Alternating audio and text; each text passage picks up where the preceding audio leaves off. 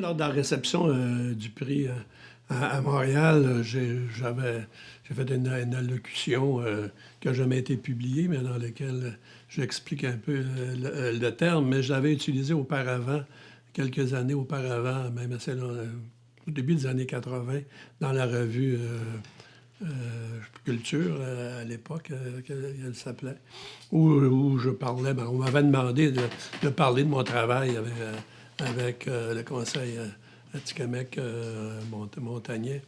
Et bon, j'expliquais un peu ce que je viens d'expliquer tout à l'heure, les différentes recherches sur l'occupation du territoire, sur l'utilisation des ressources fauniques.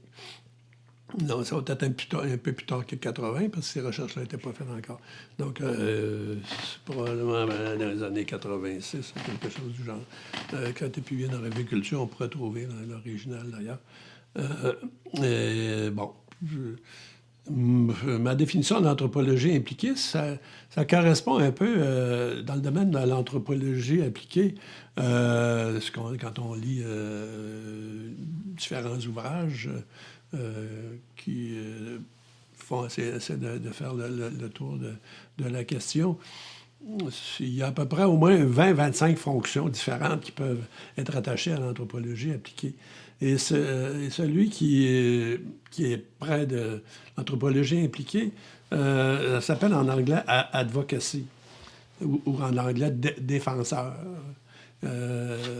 Pas dans le sens de l'avocat, là, d'une certaine façon, mais dans le sens de prendre parti pour position disons, des causes autochtones et vouloir les appuyer et même les défendre.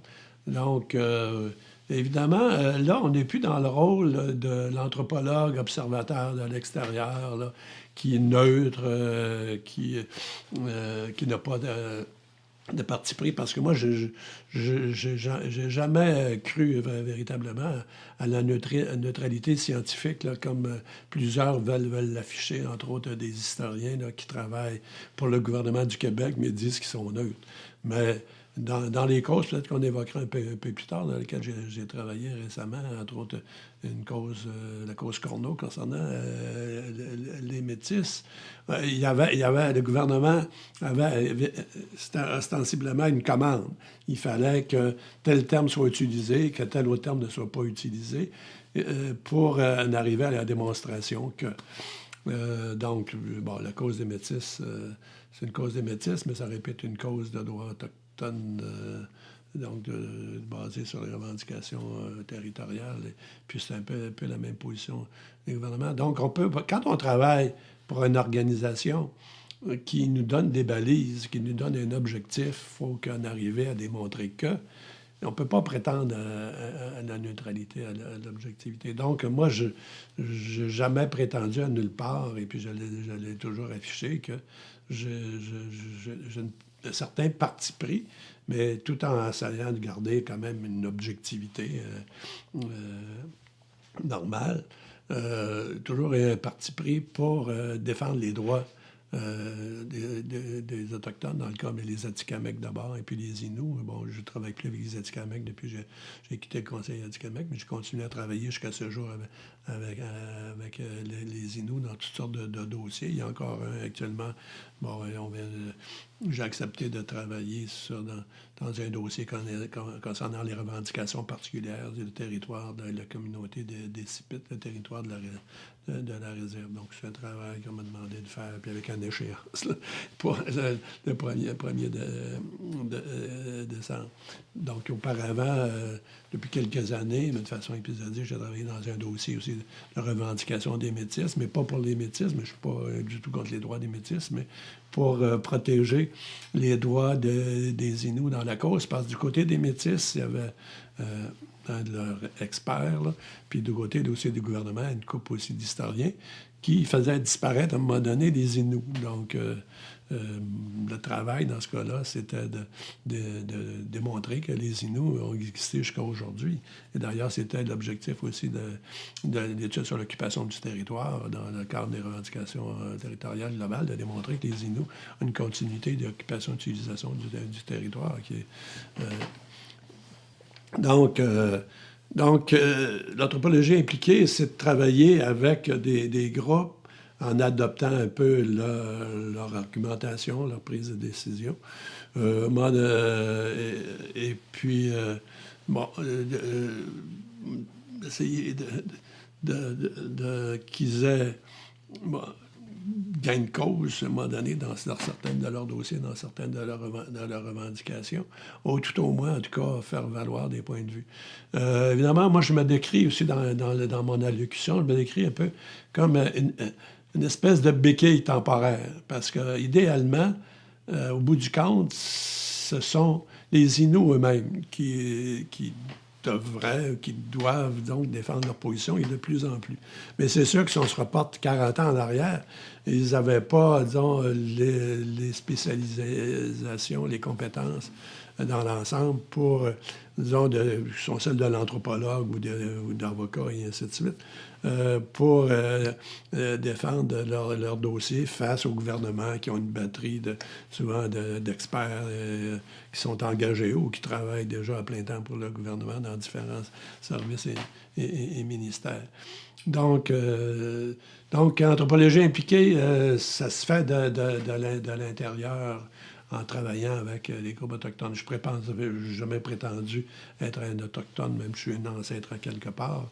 Je ne me sens pas une identité autochtone du tout, alors qu'il y en a qui, même 10 générations plus tard, à un moment donné, découvrent cet ancêtre-là, puis donc ils se sentent là j'ai toujours eu ça en moi, là, je sentais que j'étais un autochtone, puis là, bon, ils vont dire que moi, je chasse, puis je pêche, donc j'ai des activités traditionnelles comme les autochtones. Ben, c'est un peu, disons, l'argumentation des Métis dans la cause qu'on a. Donc, mais je disais aussi que un jour et de plus en plus, c'est les Autochtones qui devront porter eux-mêmes leur dossier et les faire avancer. C'est sûr qu'on peut toujours continuer à travailler, mais plus de l'extérieur et de plus loin. Donc, ils n'ont pas aussi impliqué comme j'ai pu l'être pendant les 14 ans que j'ai travaillé avec le Conseil Atikamekw-Montagnais, où j'ai écrit des textes pour des chefs, où je suis allé devant les bureaux d'audience sur des projets de développement pour, d'une part, attaquer des dossiers souvent mal faits d'études d'impact et d'autre part aussi remettre en cause les projets. Mais, donc, aujourd'hui, il y a des avocats Inuits, il y a des gens qui ont fait beaucoup l'administration. Donc, aujourd'hui, ce que je m'aperçois, c'est qu'il y a des grands besoins du côté de la santé et du côté de l'éducation. Mais où vont les Autochtones? C'est du côté du droit. Parce qu'ils ont toujours considéré qu'un jour, ils auront la victoire finale devant la Cour. Effectivement, ils ont eu des bonnes victoires qui ont fait avancer les revendications, puis les droits, la reconnaissance des droits.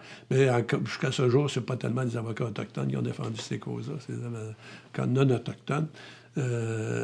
Qui souvent sont payés, grassement payés avec des salaires faramineux.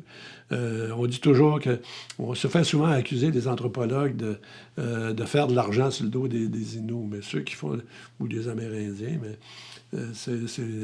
plus souvent, c'est les avocats. Là. C'est des millions et des millions dans les différentes causes. Là. C'est Maître O'Reilly, on prend cet exemple-là, peut-être le plus connu des défenseurs des droits des Autochtones en cours. Ben, il est millionnaire là, avec ses causes autochtones, là, à des milliers de dollars la journée. Là. Donc, c'est plus payant pour le droit. Et puis, l'administration. Donc, évidemment, on leur a beaucoup reproché, le gouvernement fédéral en tête, de mal administrer leur affaire, etc. Donc, et puis, c'est sûr qu'il y a des emplois lucratifs là-dedans. Mais ce qui est drôle, c'est qu'il manque plein de gens en éducation parce que dans les communautés Il y a une bonne partie du personnel enseignant, puis je sais que c'est la même chose chez les Inuits, qui sont des non-autochtones, des Euro-Canadiens. Puis la même chose dans le domaine de la santé aussi. Bon, dans les communautés, il y a des dispensaires. Souvent, c'est pas du personnel autochtone. Puis encore moins dans les hôpitaux, où vont les Inuits, là, dehors des communautés. Donc, il a formé le docteur Stanley Volant, qui est quand même un modèle, là, mais c'est pas donné à tout le monde là, de faire des études de médecine. Surtout dans une spécialité comme a été chirurgien. Il ne pratique plus la médecine, que je sache. Là. Ou en tout cas, il y a celle de... dernière nouvelle, il enseignait, je ne sais pas, à l'Université de Montréal ou à l'UQAM. Plutôt dans le domaine social. En tout cas, peut-être que je me trompe. Malheureusement, il manque encore beaucoup de spécialistes, de spécialités, parce qu'il y a encore une sous-scolarisation, c'est sûr, chez les Autochtones en général, quoique il y a du rattrapage. Beaucoup plus de gens vont à l'université, mais il devrait essayer de combler aussi des secteurs criants, comme dans l'éducation, la santé en particulier. Donc, mon travail, je le voyais comme temporaire. Mais bien longtemps après que j'ai écrit ça, je continue à vouloir épauler, mettre l'épaule à la roue, puis contribuer par un petit morceau de casse-tête à l'échiquier des développements, des revendications, de la défense des droits et puis du développement des communautés autochtones. Mais ça n'a pas fait de fortune, l'anthropologie impliquée, quoique il y a un auteur français dont j'oublie le nom, j'ai le livre en haut, là, qui a repris de son côté ce terme-là, sans faire référence à moi. Moi, je pense que c'est le premier à l'avoir utilisé, là, il y a 30 ans, mais en tout cas, l'équivalent anglais, là, c'est pas mal à advocacy. Imply anthropology, je pense que ça n'existe pas dans tout ce que j'ai pu lire sur l'anthropologie appliquée. Là. Mais tu sais, de travailler sur les questions des impacts, ça fait partie aussi de l'anthropologie appliquée, mais travailler sur les développements de l'agriculture, de l'irrigation, etc. Il y a toute une série de champs. Même travailler dans l'administration, dans le développement des politiques, ou l'application des politiques concernant pas seulement les Autochtones, parce que l'anthropologie appliquée, ça concerne toutes sortes de projets qui se réalisent avec l'aide d'anthropologues et autres dans toutes sortes de pays dans le monde, là, dans le développement du tiers-monde en particulier. Mais on se méfie beaucoup des anthropologues, c'est ce que je disais dans mon cours, comme l'ACDI, par exemple. Il y a déjà eu des anthropologues, il y en a à peu près plus. Parce que les anthropologues, c'est des gens qui posent des questions et qui remettent en cause des solutions toutes faites qu'on pense qu'ils vont s'appliquer, tel quel. On arrive avec un kit, puis là, il faut faire ça, puis là, il faut faire ça. Alors puis sans connaissance du terrain, alors que l'anthropologue qui connaît le terrain, il va mettre en question bien des projets. Donc, comme c'est un questionnaire remettant en question de bien des choses, on a tendance à les éloigner, à les mettre de côté. Souvent, même, ils commencent à travailler sur un projet, puis d'un coup, il est tassé parce que il n'est pas nécessairement de l'avis du responsable de projet ou de d'autres là, qui ont leur propre idée de ce qui devrait être fait. Donc, c'est ça qu'il faut éviter aussi, que j'ai essayé d'éviter. C'est pour ça que je ne me suis jamais mêlé de politique avec les Autochtones. Ce qu'il faut éviter, c'est de prendre des décisions à leur place ou leur dire quoi faire et comment le faire.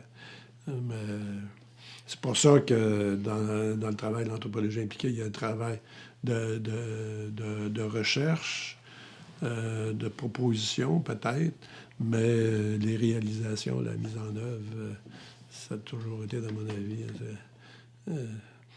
devrait toujours être dans les mains des populations, des groupes, des communautés concernées.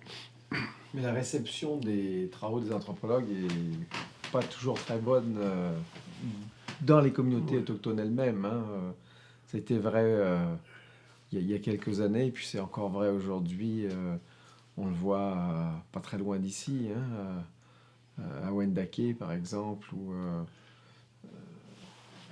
bon, là, c'est des Ouais, historiens, mais c'est pas... Ben là, je un de mes anciens étudiants, Jean-François Richard, qui travaille pour la communauté de Wendake, dans les questions territoriales, les revendications, et ainsi de suite. Donc, il y a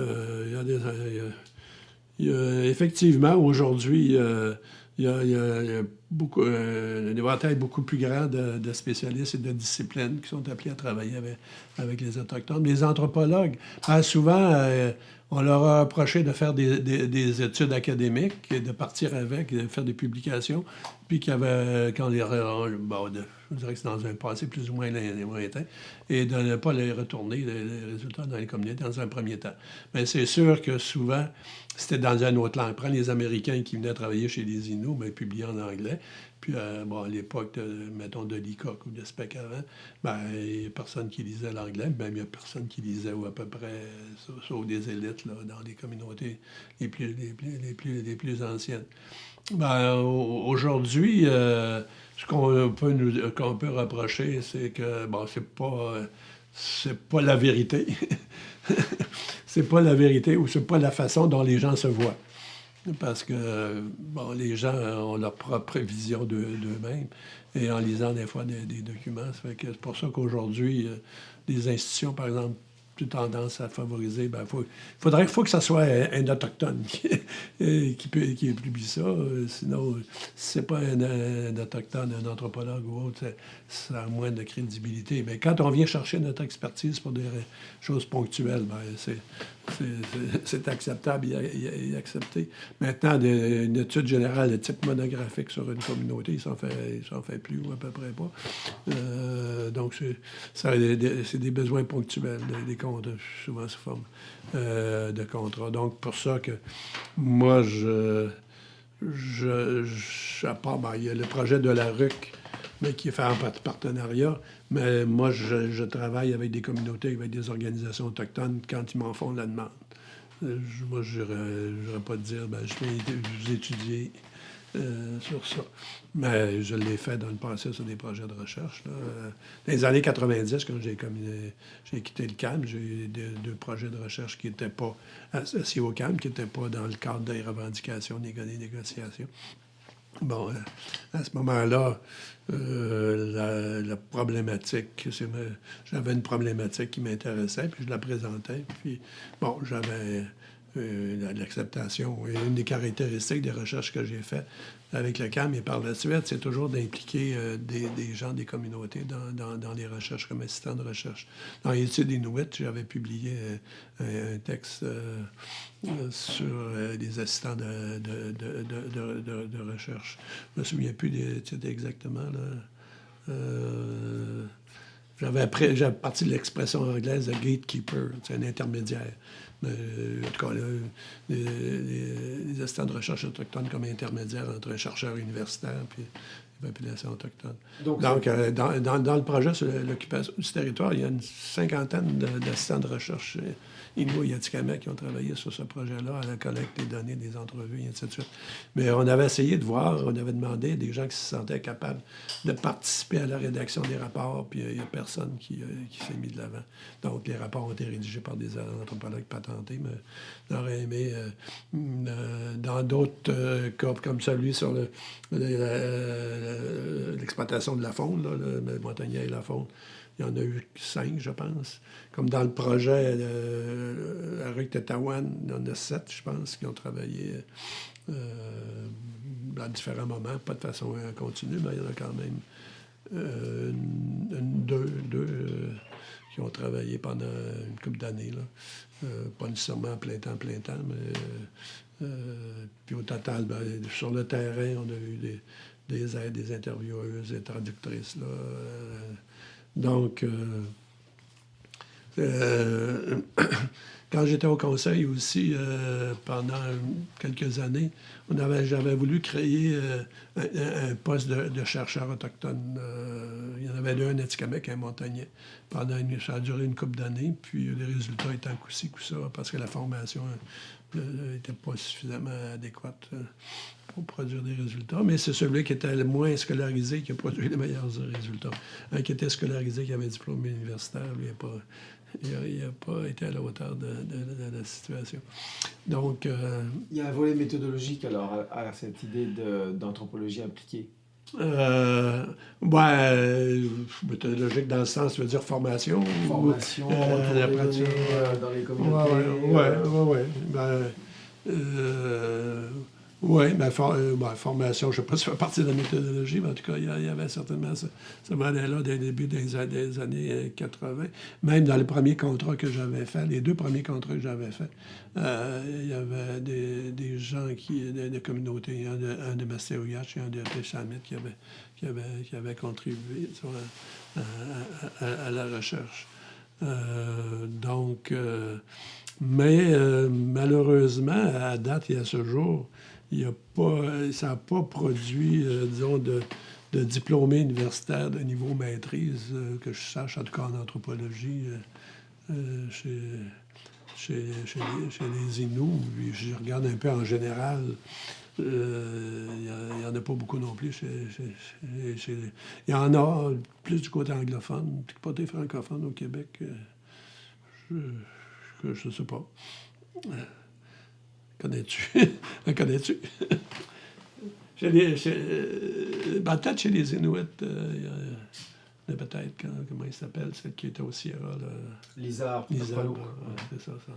Il y en a plus du côté anglophone, mais c'est un peu paradoxal aussi, je trouve, par rapport au Québec, qu'on n'ait pas réussi à faire ça. On a des études autochtones, au moins une formation de base qui pourrait se continuer, donc, donner le goût aux gens de faire. Il y en a un peu plus en histoire, en géographie peut-être, mais en anthropologie, on n'a pas atteint les résultats que j'aurais espéré, justement pour remplacer la béquille, comme je me décrivais, pour que ce soit des chercheurs aussi autochtones là, qui prennent la relève et qui le fassent à leur façon, avec leur vision. C'est sûr qu'en tant qu'allochtone, on n'a pas la même approche que si tu es issu de la société même. Là.